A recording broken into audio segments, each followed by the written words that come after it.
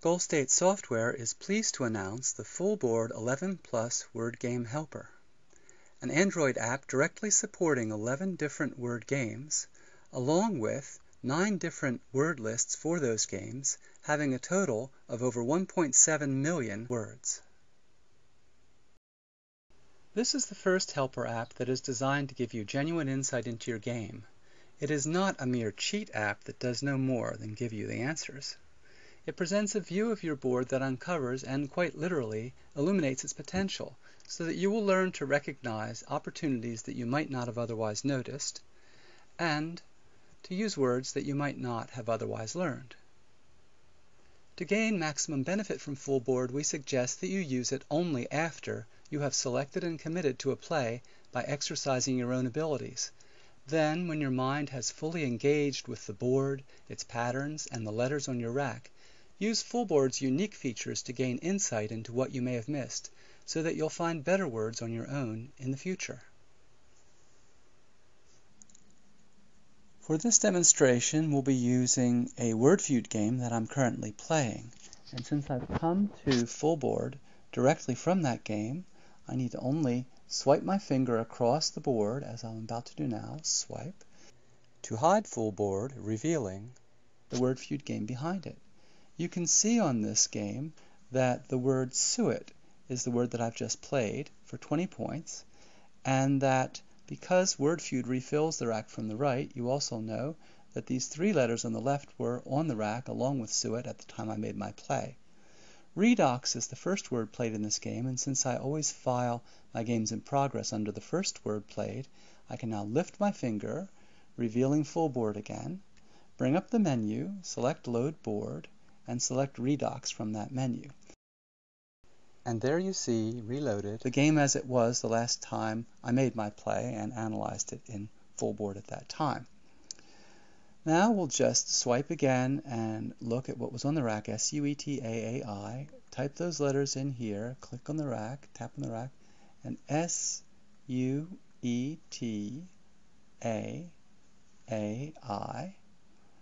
and FullBoard instantly computes 817 words that can be played from that rack to this board. Let's turn off the heat map for a moment so we can see things a little more clearly, and tap on peek to flash back and forth. It's similar to swiping but a little bit faster. And here we can see that my opponent in the upper left has the word O, which I have not yet updated here. That was his most recent turn, so I type in O. Now we have a board and a rack that's exactly the same as it was at the time I made my play.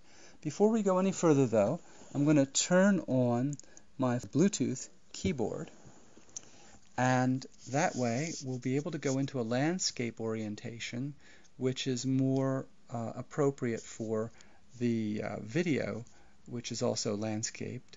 And so we'll be able to make better use of space and see a larger size board on the display as we explore it here.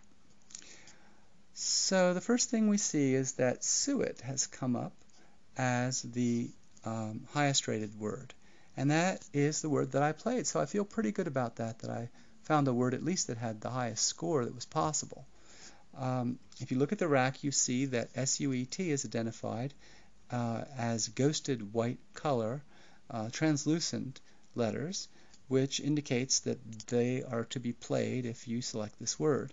And you can see instantly then your leave is A-A-I.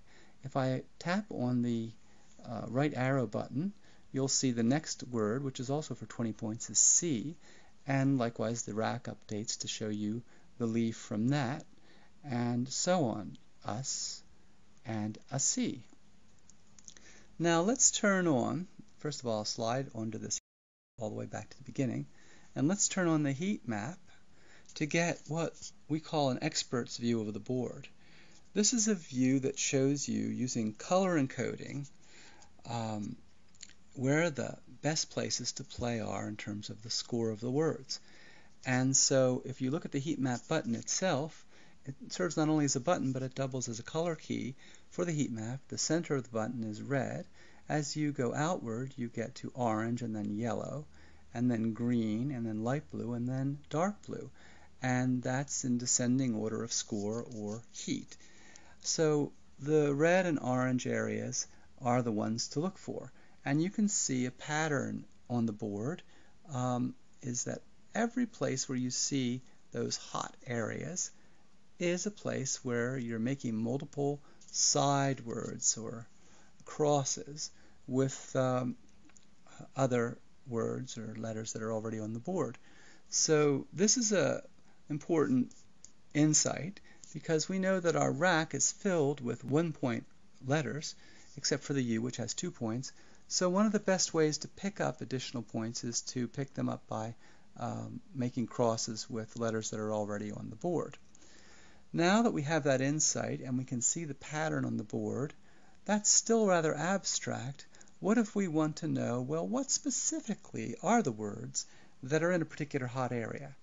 No problem, just put your finger down, long press on a particular tile, a particular board square, and presto, all the words that can be played to that square appear. And so go to another area just to the right of guilds, say, presto, a C appears, hit the right arrow, see the next one for that square, C, use, east, UTS. As long as we have any, they'll appear. As soon as we run out, then you'll see that we'll go to the other words that don't involve that square. There you go. So you're back to suet. So that shows you that not only do you have an expert's view, but you can tap into what an expert would know could be played to that area. And your vocabulary can certainly benefit. And in this case, you can learn a lot of crosses as well that you might not have known before. Now, suet is a pretty good word, as we've established, but it does use a valuable letter, the S. And so we might ask, what words could we play that don't use the S, so we could save that for a future turn? And so just by long pressing on that S on the rack, we can change its status from play to keep. And while we're at it, we've got 2 A's on this rack. Wouldn't it be nice if we could get rid of one? So tap, long press that to change it to keep. Long press again, we'll change it to dump. And you know, we'd probably like to hold on to one A. It's a useful letter, so let's long press that to change it to keep. So we've got, now we want to dump 1A, keep 1A, and we don't want to play our S.